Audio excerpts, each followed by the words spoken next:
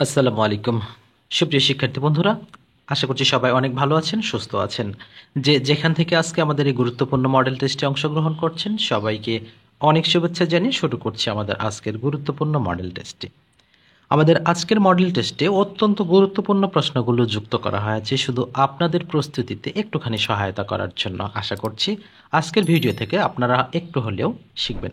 আজকে আমরা প্রথমেই যুক্ত করেছি, প্রথম অংশেই আমরা গণিত যুক্ত করেছি এবং গণিত অংশটুকু আমি আপনাদের কাছে আন্তরিকভাবে অনুরোধ করছি, করজোরে অনুরোধ করছি। এখানে আমরা মোট 20টি অঙ্ক দিয়েছি, এই 20টি অঙ্ক অন্তত ধৈর্য সহকারে দেখবেন। আশা করছি এই অঙ্কগুলো আর কখনো আপনাদের ভুল হবে না ইনশাআল্লাহ। এই ফাঁকে আরও একটি কথা জানিয়ে রাখি, খাদ্য অধিদপ্তর প্রস্তুতিকে সামনে রেখে আমাদের ছোট্ট একটি পিডিএফ শিট তৈরি করা হয়েছে। আমাদের ডেসক্রিপশানে বক্সে দেওয়া নিয়ম অনুসারে আপনারা খুব সহজেই সেই পিডিএফ শিটটি সংগ্রহ করতে পারেন। বাংলা, ইংরেজি, সাধারণ জ্ঞান এবং গণিত অংশ সব কিছুই কিন্তু এখানে যুক্ত করা আছে এমসিকিউ এবং ব্যাখ্যা আকারে। আশা করছি শিটটি আপনাদের অনেক উপকারে আসবে। আপনারা যারা সংগ্রহ করতে চাইবেন আমাদের ডেসক্রিপশানে চেক করবেন। প্রথমে আমাদের যে প্রশ্নটি রয়েছে, নৌকা ও স্রোতের বেগ ঘন্টায় 10 এবং 5 কিলোমিটার, নদীপথে 45 কিলোমিটার দীর্ঘ পথ একবার অতিক্রম করে ফিরে আসতে কত সময় লাগবে? তাহলে নৌকা এবং স্রোত, তাহলে প্রথম আমাদের যেতে হবে অনুকূলে। অনুকূলে যখন যাব তখন আমাদের সময় কম লাগবে, তখন কি হবে? X plus Y. X plus আমরা কি ধরবো? এক্সটা নৌকা এবং ওয়াইটা স্রোত, তাহলে 10 প্লাস 15, 10 প্লাস 5, তাহলে কত হলো? তখন আমাদের মোট গতি হলো কত? 15 কিলোমিটার। তাহলে আমাদের মোট পথ যেতে হবে কত? 45, তার মানে কত ঘন্টা সময় লাগবে? 3 ঘন্টা। বিষয়টা বুঝতে পেরেছেন? 3, 15, 45। ওকে, যখন ফিরে আসবো তখন নিশ্চয়ই সময় উল্টো দিকে আসতে হবে, সময় বেশি লাগবে। তখন 10 থেকে 5 বিয়োগ করে তখন হবে গতি কত হবে? 5 হবে।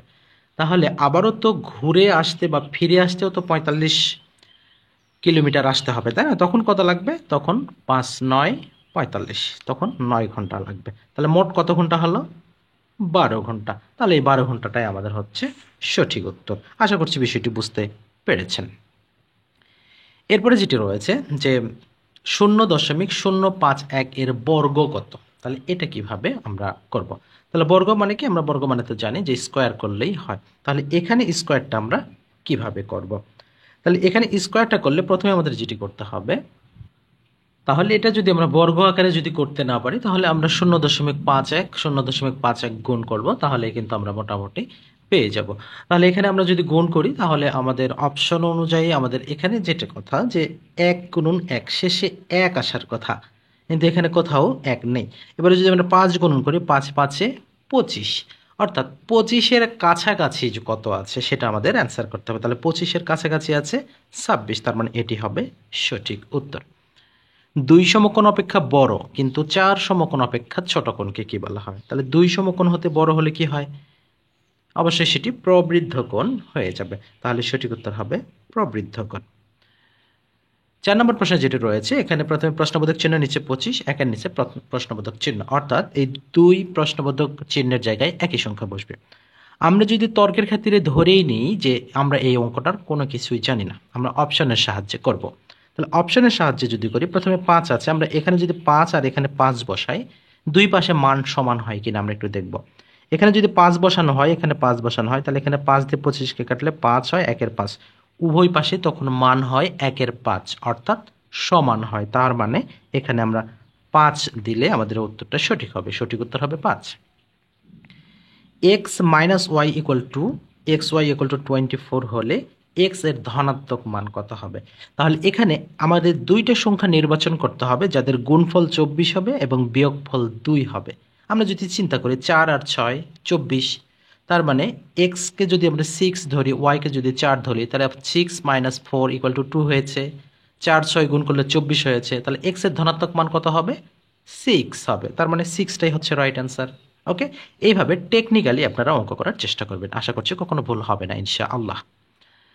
আয়তক্ষেত্রের পরিসীমা সমান কি? ওকে, আয়তক্ষেত্রের পরিসীমা সমান আমরা কি জানি যে 2 ইন্টু দৈর্ঘ্য যোগ প্রস্থ, কিন্তু এখানে মজার বিষয় হলো দৈর্ঘ্য বা প্রস্থ কোনোটাই উল্লেখ নাই। তাহলে কিভাবে আমরা উত্তর করব? এখানে দৈর্ঘ্য ও প্রস্থের পরিবর্তে আমরা ধরব ভূমি এবং উচ্চতা। তাহলে এখানে 2 ইন্টু দৈর্ঘ্য যোগ প্রস্থ, সেখানে ভূমি যোগ উচ্চতা হিসাবে আমরা করব। ঠিক আছে বিষয়টা? ওকে, এরপরে আমাদের যে প্রশ্নটি রয়েছে, পিতা ও পুত্রের বয়সের যোগফল 60 বছর। পিতার বয়স পুত্রের বয়সের 3 গুণ, তাহলে পুত্রের বয়স কত? তাহলে এখানে যোগফল কত আছে? 60 বছর দেওয়া আছে। তাহলে পুত্রের বয়স কত? তাহলে এখানে পিতা ও পুত্রের বয়সের যোগফল দেওয়া আছে 60 বছর। তাহলে আমরা যদি অপশন ধরে করি, কত বছর বলছে? 3 গুণন। তাহলে 3 15 45। তাহলে 45 আর 15 60 হয় কিনা আমরা যদি এভাবে করি, অপশন প্রথমে আছে কত? 15 বছর। তাহলে 3 আর 15 গুণ করলে কত হবে? 45। তার মানে এটা পিতার বয়স, তার সাথে 15 যোগ করলে কত হবে? 60 বছর। তাহলে আমাদের এটাই তো অ্যান্সার হয়ে যাচ্ছে। তার মানে সঠিক উত্তর হবে 15 বছর পুত্রের বয়স। এক্স পূর্ণ সংখ্যা হলে 16x² প্লাস 16x+2 এর সাথে ন্যূনতম কত যোগ করলে এটি একটি পূর্ণ বর্গ সংখ্যা হবে? যখন এই ধরনের কোনো সমীকরণকে পূর্ণ বর্গ সংখ্যক করতে বলা হবে, তখন সেখানে আমরা সবসময় খেয়াল করব যে a+b টোটাল স্কোয়ার বা a-b টোটাল স্কোয়ারের ফরম্যাটে ফেলানোর জন্য। তাহলে আমাদের এখানে কি কি ছিল আমরা দেখব। এখানে 16x² প্লাস 16x+2। তাহলে এখানে যদি আমরা 4x করি, তাহলে এখানে a স্কোয়ার হিসেবে পাবো ইন্টু 2 ইন্টু 4x। এখানে আমরা বির জায়গাটা ফাঁকা রাখবো, এখানে বির জায়গা ফাঁকা রাখবো। তাহলে এখানে আমাদের আছে কত? 16 অর্থাৎ 16x, বাট এখানে আমরা পাইছি কত? 4 দোকানে 8x। তার মানে আমাদের এখানে 16 মিলাতে আরও কত লাগবে? আরও 2 লাগবে। এখন এখানে যদি বিকে আমরা 2 দ্বারা প্রকাশ করি, তাহলে এখানে আমাদের বিকে প্রকাশ করতে হবে কত? 4 দ্বারা, কারণ সেখানে 2 স্কোয়ার করতে হবে। তাহলে এই যে 2 আমাদের রয়েছে, এই 2 প্লাস আরও একটা 2 নিতে হবে। তাহলে আমাদের কি হবে? 4x total square plus 2 into 4x into 2 plus এই যে 2 আর 2 4 হলো, তখন সেটাকে আমরা 2 স্কোয়ার দ্বারা প্রকাশ করতে পারবো। এবারে কিন্তু আমরা a square plus 2ab plus b স্কোয়ারের সূত্রটা পেয়ে গেছি। তাহলে এখানে এখন কি হচ্ছে? 4x plus 2 total square. ওকে, তাহলে আমরা এই সমীকরণের সাথে কত যোগ করলাম, বা এই রাশিটির সাথে কত যোগ করলাম? বীজগাণিতিক রাশিটির সাথে 2 যোগ করেছি। তার মানে 2 যোগ করলে এটি একটি পূর্ণ বর্গ সংখ্যা হবে। আশা করছি বিষয়টি বুঝতে পেরেছেন। 1 2 3 এখানে আছে 50 পর্যন্ত যোগফল কত? তাহলে এখানে 50 পর্যন্ত যোগফল কত হবে? তাহলে এখানে আমাদের যেভাবে করতে হবে, n এর যে সূত্র আছে n into n plus 1 divided 2, সেই ফর্মুলাটা আমরা এখানে ব্যবহার করব। তাহলে এখানে আমরা কোনটা করব? n into n plus 1 divided 2। তাহলে n এর মান কত? অর্থাৎ শেষ পদ আমাদের এখানে কত আছে? 50। 50 যোগ 1 নিচে 2। তাহলে 2 দিয়ে 50কে কাটলে কত হবে? 25 গুণন 50 আর 1 51। তাহলে এখানে কত হবে? 25কে 1 দিয়ে গুণ করলে 25 1 25 এর 5 হাতে 2, 5 25 125 আর 2 127। তার মানে 1275, অর্থাৎ 1275 আমাদের অপশনে আছে। হ্যাঁ আছে, তার মানে 1275টা আমাদের সঠিক উত্তর। x⁴ প্লাস x² প্লাস 1 এর একটি উৎপাদক যদি x² প্লাস x প্লাস 1 হয়, অপরটি কত? অপরটি অবশ্য মাইনাস ফিগার আসবে, অর্থাৎ x² মাইনাস x প্লাস 1।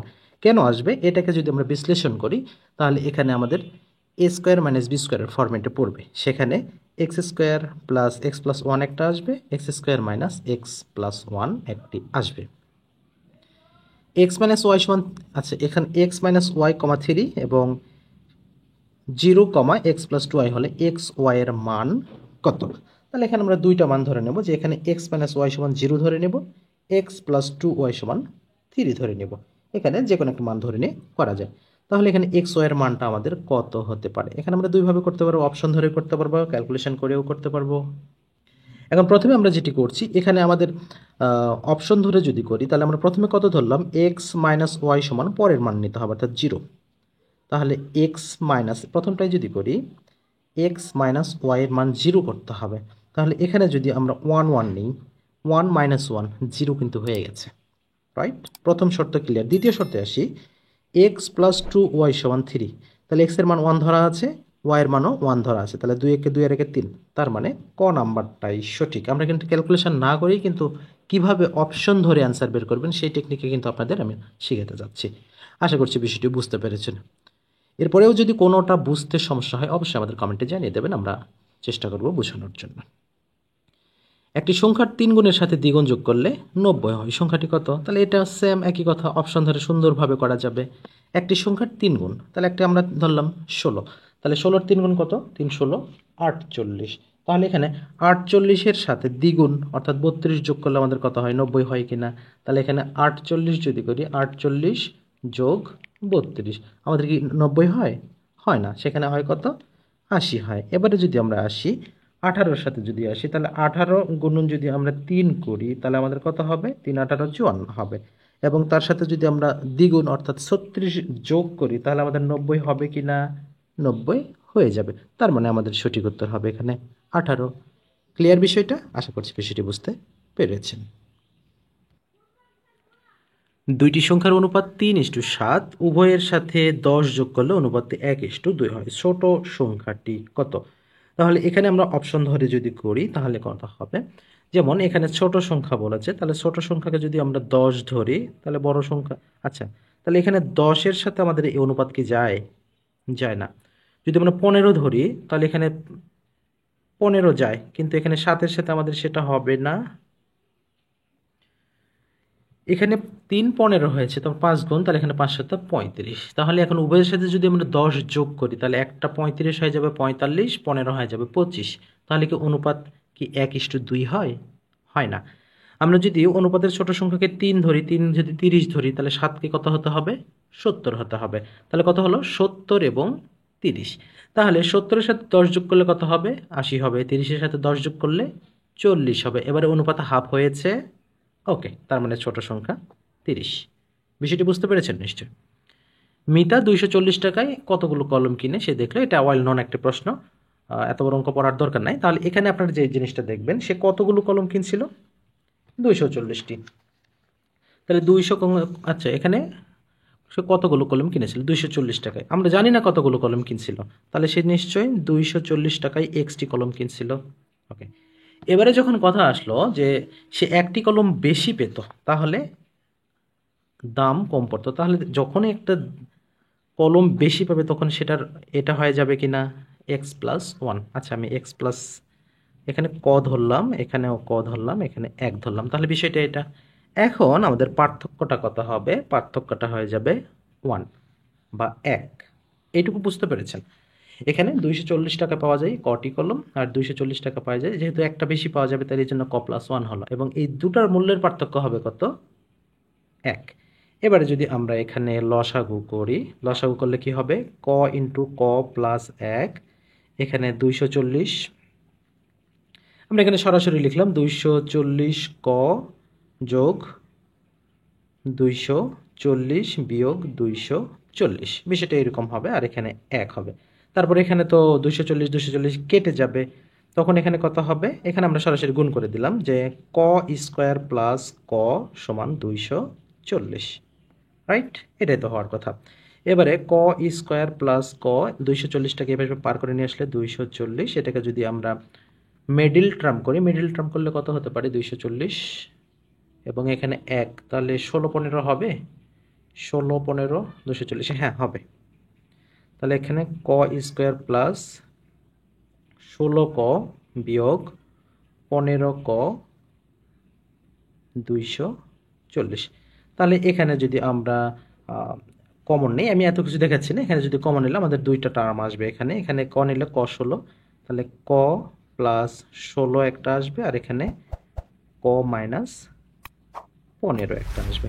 তাহলে এখানে 16 প্লাস ফিগার আছে, ওই পাশে গিয়ে কি হবে? মাইনাস ফিগার হয়ে যাবে, তাহলে তখন এটা গ্রহণযোগ্যতা হারিয়ে ফেলবে। তখন -16 তো আমরা নিতে পারবো না, তখন এই -15 ওই পাশে গিয়ে +15 হবে, তার মানে এখানে 15টি কলম হবে আমাদের সঠিক উত্তর। বিষয়টি বুঝতে পেরেছেন নিশ্চয়ই? ওকে, এরপরে যেটি আছে x+1/x এর মান √5 হলে x³ + 1/x³ এর মান কত? জাস্ট 5 সেকেন্ড লাগবে। প্লাসের মান দেওয়া আছে, কিউবের সূত্র আছে মান কিউব মাইনাস 3 ইন্টু মান, আপনারা নোট করে নেবেন। মান কিউব মাইনাস 3 ইন্টু মান, এবির মান লেখার প্রয়োজন নেই কারণ ভগ্নাংশ আকারে আছে। মান কত? √5 এর উপরে কিউব মাইনাস 3√5। যেহেতু √5 এর উপরে কিউব আছে তাহলে 5√5 হবে।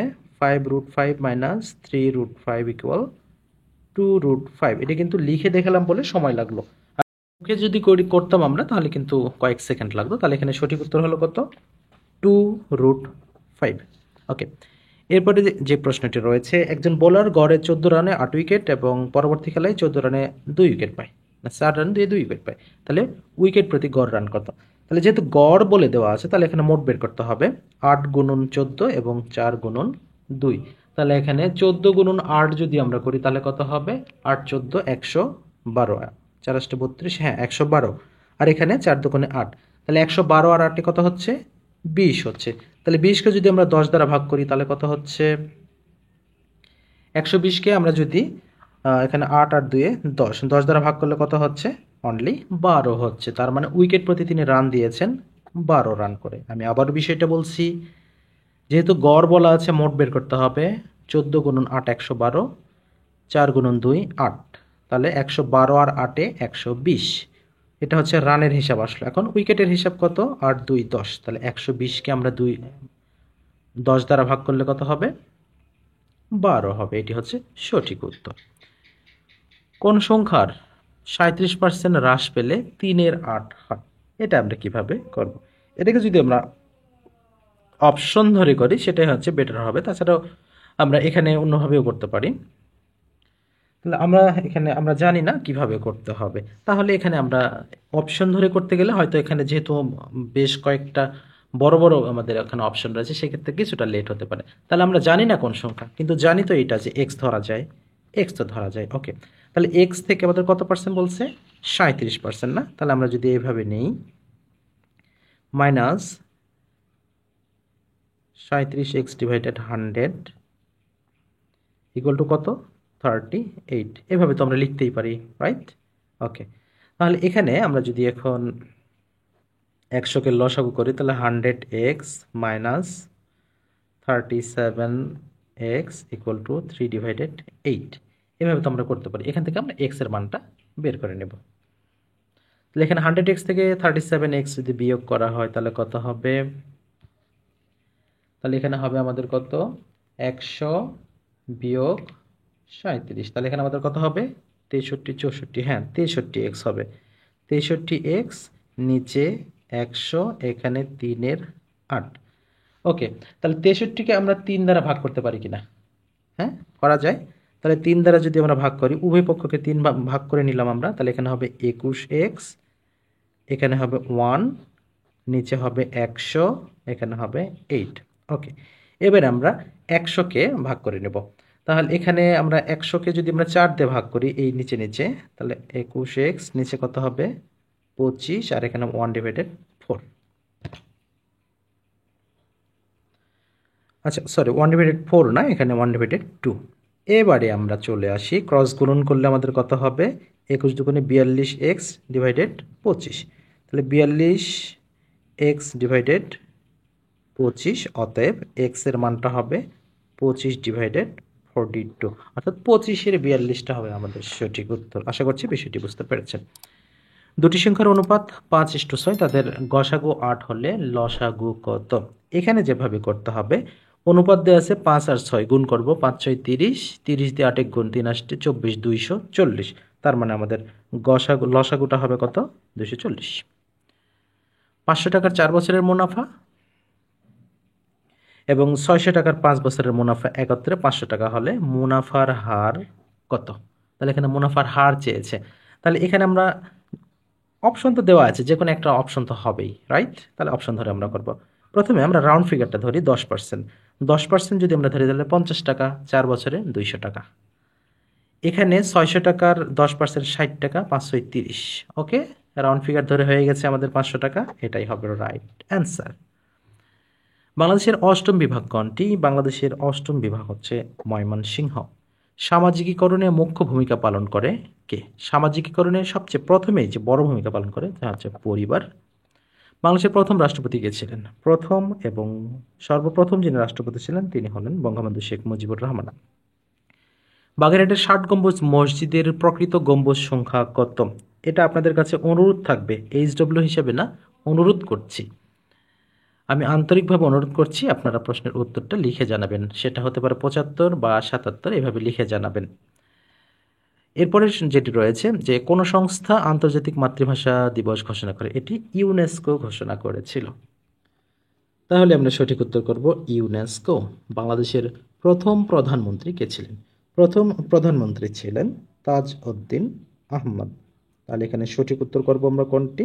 তাজ উদ্দিন আহমদ। বাংলাদেশে প্রথম টেস্ট টিউব বেবি ত্রয় কবে ভূমিষ্ঠ হয়? টেস্ট টিউব বেবি ত্রয় অর্থাৎ তিনজন, হীরা, মণি, মুক্তা, যারা 30 মে ভূমিষ্ঠ হয়। তবে এখানে একটা জিনিস খেয়াল রাখবেন, বাংলাদেশের প্রথম টেস্ট টিউব বেবি এবং বিশ্বের প্রথম টেস্ট টিউব বেবি। আর বিশ্বের যদি থাকে তার নাম লুইস ব্রাউন।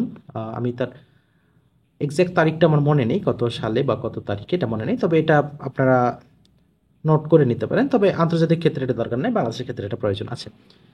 উচ্চ রক্তচাপের কারণ কি? বর্তমান সময়ে সবচেয়ে গুরুত্বপূর্ণ একটা বিষয়, যে উচ্চ রক্তচাপের মূল কারণ হচ্ছে প্রকাণ্ড শব্দ দূষণ।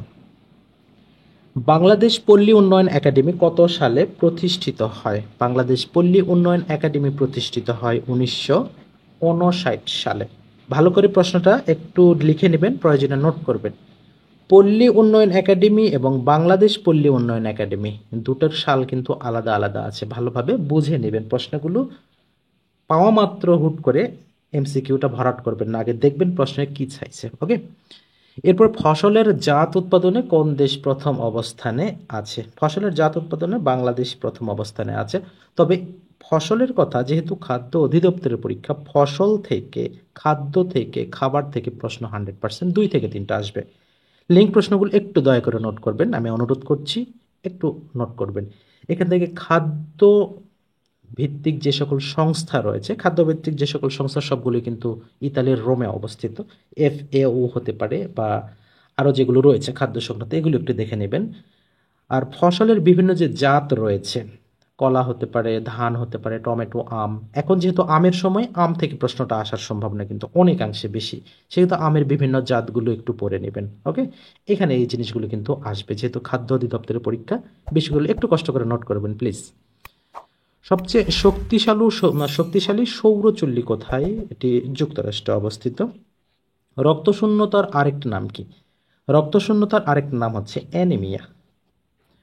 ট্রানজিস্টরে কোন সেমিকন্ডাক্টর ব্যবহার করা হয়? এটি কম্পিউটার থেকে একটি প্রশ্ন। সেমিকন্ডাক্টর ব্যবহার হয় সিলিকন। কোন ধরনের কম্পিউটারকে মধ্যম সারির কম্পিউটার বলা হয়? মধ্যম সারির কম্পিউটার বলা হয় মিনি কম্পিউটারকে। গোলক ভরাট করা খাতা, অর্থাৎ আপনারা যে এমসিকিউ পদ্ধতিতে পরীক্ষা দেবেন, এইটা কোনটি পড়তে পারে? তাহলে এটা মার্ক রিডার, অর্থাৎ অপটিক্যাল মার্ক রিডার, যেটাকে আমরা OMR বলি। নিচের কোনটি অক্ষশক্তি? অক্ষশক্তিতে ছিল জার্মানি। ভিটামিন সি এর, আচ্ছা এটা ভিটামিন সি, আমি তো সি দিয়েছিলাম, আচ্ছা এ হয়ে গেছে। ভিটামিন এ এর অভাবে কোন রোগ হয়? ভিটামিন এ এর অভাবে হয় রাতকানা। কানকুন কোথায় অবস্থিত? কানকুন অবস্থিত মেক্সিকোতে। সুয়েজ খাল কত সালে খনন করা হয়? এটি একটু নোট করে নেবেন। সুয়েজ খাল কত সালে খনন করা হয়? এখানে খনন বলা আছে, তার মানে হবে 1869। প্রশ্নটা একটু ভিন্নভাবে আসতে পারে। সুয়েজ খাল কত সালে জাতীয়করণ করা হয়? সেটি মেবি 1956। আমার ভুল হলেও হতে পারে, বাট এই লিঙ্ক প্রশ্নটা আপনারা একটু নোট করবেন যে সুয়েজ খালকে কত সালে জাতীয়করণ করা হয়। পার্ল হারবার কোথায় অবস্থিত? পার্ল হারবার অবস্থিত হাওয়াই দ্বীপে। Fed is the past form of the word, অর্থাৎ এখানে past form of the verb, এখানে ফেডের পাস্ট ফর্ম কোনটি? তাহলে এখানে হবে ফিড, অর্থাৎ খাওয়ানো। তাহলে which of the following is the plural form of boy? বয়ের প্লুরাল ফর্ম কোনটি হবে? বয়েজ। অবশ্যই এস যুক্ত হবে।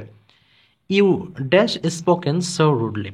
তাহলে এখানে আমরা কথাটা বলে থাকি না, তোমার এভাবে কথা বলা উচিত নয়, তোমার খারাপভাবে কথা বলা উচিত নয়। তাহলে এখানে সেই কথাটা বলা আছে, you should not have spoken so rudely, তোমার এতটা অভদ্রভাবে কথা বলা উচিত নয়। Everybody who dash a favour must go home immediately. তাহলে এখানে everybody who dash a favour, তাহলে এখানে কার জ্বর এসেছে? তাহলে এখানে who has a favour. Get down what the teacher say in the classroom. Get down এটা রিপ্লেস করতে হবে, underline word can be replaced by, কোনটা দ্বারা রিপ্লেসড করা যাবে? তাহলে এখানে get down what the teacher say, এখানে যে প্রথমে কি রয়েছে রাইট, রাইট এটা লেখো, what the teacher say in the classroom, sir যেটা ক্লাসরুমে বলেছিল, তাহলে এটা রিপ্লেস করা যায়, তাহলে এটি হবে সঠিক উত্তর। আজ সে কেমন আছে, রাইট অপশন ট্রান্সলেশন থেকে রয়েছে, তাহলে হাউ ইজ হি, সে কেমন আছে টুডে, আজকে, তার মানে হাউ ইজ হি টুডে, সে আজকে কেমন আছে। Sons and lovers is an autobiographical novel of, এটি কার বায়োগ্রাফিক্যাল, তাহলে এখানে অটোবায়োগ্রাফিক্যাল নভেল এটা ডিএইচ লরেন্স অথবা ডরিস লেসন। আচ্ছা, তাহলে এখানে সঠিক উত্তরটা হ্যাঁ ডিএইচ লরেন্স হবে এখানে। Kazi Nazrul Islam was a dash, Kazi Nazrul Islam was a man of mark. I saw dash beggar, তাহলে I saw a one eyed man, তাহলে one eyed man, a one eyed man হবে। Change the narration, Ruma said she was there, তাহলে এখানে she was there past টেন্সে আছে, past পারফেক্টে করতে হবে, তাহলে এটা যদি আমরা করি যে এখানে Ruma said that she had been here, হ্যাঁ এটাই হবে আমাদের সঠিক উত্তর। So is the correct sentence, এখানে যে এই প্রশ্নটা বিভিন্নভাবে কিন্তু এসে থাকে, যেমন one of my friends is a lawyer, এই প্রশ্নটা কিন্তু কোনো 38 বিসিএসের সম্ভবত এসেছে, আমার সঠিক মনে নেই তবে এসেছিল, তাহলে এটাই কিন্তু বিভিন্নভাবে আসে। ওয়ান অফ দ্য স্টুডেন্টস, এখানে এসটা যুক্ত হবে, one of the students is absent, one of my friends is a lawyer, বুঝতে পেরেছেন নিশ্চয়। ইজ দ্যাট মাই কি অর ইজ ইট, মানে এটা কি আমার চাবি বা তোমার, তাহলে এখানে ইয়র্স ব্যবহার করতে হবে, তাহলে এখানে যে জিনিসটা দেখতে হবে যে ইয়র্সটা এখানে দুটো রয়েছে, একটা কমা দিয়ে এস আছে, একটা সাথে এস রয়েছে, তাহলে এটি হবে সাথে যে ইজ দ্যাট মাই কি or is it yours. A book that contents information on various subject, তাহলে একটা বইয়ে বিভিন্ন ধরনের সাবজেক্ট সম্পর্কে তথ্য আছে, তাহলে এটাকে বলা হবে কি ডিকশনারি, হবে না শুধু ওয়ার্ড থাকে, ইনফরমেশন তথ্য বুক বই, তার মানে ক খ এবং ঘ কোনোটাই হচ্ছে না, তার মানে এটি সঠিক উত্তর হবে এনসাইক্লোপিডিয়া। এখান থেকে একটু নোট করে নেবেন, বানান শুদ্ধির জন্য এনসাইক্লোপিডিয়াটা চলে আসে। Make it active voice, the work has been done by him, এটা প্যাসিভ আছে, অ্যাক্টিভ করতে হবে, তাহলে হি প্রথমে থাকবে, তারপর এখানে হ্যাজ বিন রয়েছে, তাহলে নিচে এখানে কি আসবে, এখানে তো হ্যাভ হ্যাজের কিছু আসতে হবে, রাইট, তাহলে এখানে আমরা সঠিক উত্তর করব he has done the work. The passive voice of one should take care of one's health, তাহলে এটা যদি আমরা প্যাসিভ করি তাহলে কি হবে, তাহলে এখানে one should be taken care এটা হবে না, এভরিবডি এভরিবডি তো হবে না, বাট হেলথ শুড বি এখানে, ও সরি আমাদের এখানে ক নাম্বারটা হবে, এখানে ওয়ান্সটা আমাদের মিস্টেক হয়েছে, তাহলে one's health should be taken care of, এটি হবে, এখানে ওয়ান্সটা দিতে হবে, নইলে এটা ভুল হবে। কারেক্টলি স্পেলড ওয়ার্ড এম্বারাস বা এম্বারাসমেন্ট দুটোই আসে, এম্বারাস বা এম্বারাসমেন্ট দুটোই আসে, ভালোভাবে বলছে নোট করে নেবেন। এম্বারাস, তাহলে embarrass EMB A double R A double S, EMB A double R A double S. Which of the following word is verb, নিচের কোনটি ভার্ব, ডেমোক্রেসি না ডেমোক্রাটাইজ, এখানে ডেমোক্রাটাইজ is the verb. AK Fazlul Huq dash called the tiger of Bengal, তাহলে এখানে is নাকি has কোনটি হবে, তাহলে এখানে হবে AK Fazlul Huq is called the tiger of Bengal. Which one is past indefinite, past indefinite he drank tea, এটি কিন্তু পাস্ট টেন্স। বাংলা থেকে প্রথমে যেটি রয়েছে, বাংলা সাহিত্য ধারার প্রতিষ্ঠাতা পুরুষ সাহিত্য সম্রাট কাকে বলা হয়, বঙ্কিমচন্দ্র চট্টোপাধ্যায়কে বলা হয়। তত্ত্ববোধিনী পত্রিকা প্রথম কত সালে প্রকাশিত হয়েছিল, তত্ত্ববোধিনী পত্রিকা এটা 1843 সালে, পত্রিকা থেকে একটা প্রশ্ন 100% আসবে। কাশবনের কন্যা গ্রন্থের লেখক কে, কাশবনের কন্যা গ্রন্থের লেখক শামসুদ্দিন আবুল কালাম নাকি আবুল কালাম শামসুদ্দিন, এটি কিন্তু মিস্টেক হয়ে যায়, এটি সঠিক উত্তর হবে শামসুদ্দিন আবুল কালাম। মরিতে চাহি না আমি সুন্দর ভুবনে, মানবের মাঝে আমি বাঁচিবার চাই, চরণটি রচয়িতা কবি রবীন্দ্রনাথ ঠাকুর। কানে কানে যে কথা কানাকানি, চুলে চুলে যে ঝগড়া, বাই জাতীয় চুলাচুলি, লাঠিতে লাঠিতে মারামারি, লাঠালাঠি, এগুলো সবগুলোই হবে বলেন, ইয়াস রাইট, ব্যতিহার বহুব্রীহি। আপনারা তো বেশ ভালো পারেন। অপ কি ধরনের উপসর্গ? অপ অপ এটা সংস্কৃত উপসর্গ। একটা যুক্ত বর্ণ দেওয়া আছে, এটি বর্ণটির মিলনে কোনটি হবে? যুক্ত বর্ণটি, এটি আপনাদের জন্য HW থাকবে। আপনারা এটার বিশ্লেষিত রূপ কোনটি হবে এটি আপনারা কমেন্ট সেকশনে দয়া করে লিখে জানাবেন। নিমগ্ন শব্দটির বিপরীত শব্দ কোনটি? নিমগ্ন মানে কোনো কাজ নিয়ে ব্যস্ত থাকা বা একাগ্র চিত্তে সেই কাজটি করা, আগ্রহ নিয়ে কাজটি করা। তাহলে এর বিপরীত কি হবে? কাজটির প্রতি কোনো আগ্রহ থাকবে মানে উদাসীন, উদাসীন পথিকের মনের কথা। ওকে, এরপরে নিকুঞ্জ শব্দের অর্থ কি? নিকুঞ্জ শব্দের অর্থ হলো বাগান। তাহলে এখানে সঠিক উত্তর আমরা করব বাগান। নিরাময় শব্দের সঠিক সন্ধি বিচ্ছেদ কোনটি? নিরাময় শব্দের সঠিক সন্ধি বিচ্ছেদ হবে নি বিসর্গ আময়। আবারও বলছি, নি বিসর্গ আময়। আকাশ শব্দের সমার্থক শব্দ কোনটি? আকাশ শব্দের সঠিক সমার্থক শব্দটি হবে অন্তরিক্ষ। বিরক্ত শব্দের বিপরীত শব্দ বিরক্ত অনুরক্ত। যে ভবিষ্যৎ না ভেবে কাজ করে তাকে এক কথায় প্রকাশ বা বাক্য সংকোচন করলে হয় অবিমৃষ্যকারী। খুবই গুরুত্বপূর্ণ একটি প্রশ্ন, মুক্তি পেতে ইচ্ছুকের সংক্ষিপ্ত রূপ কোনটি? মুক্তি পেতে ইচ্ছুক মুমুক্ষু। ভূষণ্ডির কাক বাগধারাটির অর্থ কি? ভূষণ্ডিকার বাগধারাটির অর্থ হচ্ছে দীর্ঘায়ু ব্যক্তি। চাঁদ মুখ বেশ বাক্য কোনটি? মুখ চাঁদের ন্যায়। তাহলে এখানে হবে মুখ চাঁদের ন্যায়। বাংলা কোন পদের সাথে কোনো ধরনের সন্ধি হয় না? ক্রিয়াপদের সাথে কোনো সন্ধি হয় না। নিজের কোন বানানটি সঠিক? শ্রদ্ধাঞ্জলি তো এখানে বিধ্বস্ত হয়ে গেছে, এটা সঠিক না।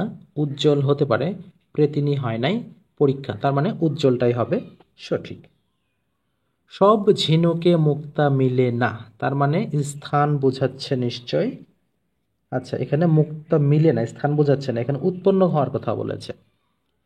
যেহেতু এখানে মুক্তা উৎপন্ন হয়, সেক্ষেত্রে অপাদান কারকে সপ্তমী বিভক্তি হবে। নিচের কোন বানানটি সঠিক? গুণগ্রাহী। গুণগ্রাহী বানানটা প্রথমটা হতে পারে, আমরা দ্বিতীয়টা দেখব হবে না, তৃতীয়টা হবে না, চতুর্থটি হবে না, তার মানে সঠিকটা হচ্ছে প্রথমটি। সুপ্রিয় বন্ধুরা, আপনারা যেখান থেকে আজকে আমাদের অত্যন্ত গুরুত্বপূর্ণ এই মডেল টেস্টে অংশগ্রহণ করলেন, সবাইকে অসংখ্য ধন্যবাদ জেনে আজকের মতো শেষ করছি। শেষ মুহূর্তে আবারও জানিয়ে রাখি, খাদ্য অধিদপ্তর নিয়োগ প্রস্তুতিকে সামনে রেখে আমাদের একটা PDF শিট তৈরি করা হয়েছে। আপনারা চাইলে ডেসক্রিপশন বক্সে দেওয়া নিয়ম অনুযায়ী খুব সহজেই সেটি কিন্তু সংগ্রহ করতে পারবেন। আশা করছি বেশ ভালো একটা ফিডব্যাক পাবেন সেই। আজকের মতো এখানে বিদায় নিচ্ছি, দেখা হচ্ছে আগামীকাল আরও একটা গুরুত্বপূর্ণ ভিডিও। সে পর্যন্ত আল্লাহ পাক আপনাদের সবাইকে ভালো রাখুন, সুস্থ রাখুন, সেই শুভকামনায় আল্লাহ হাফেজ।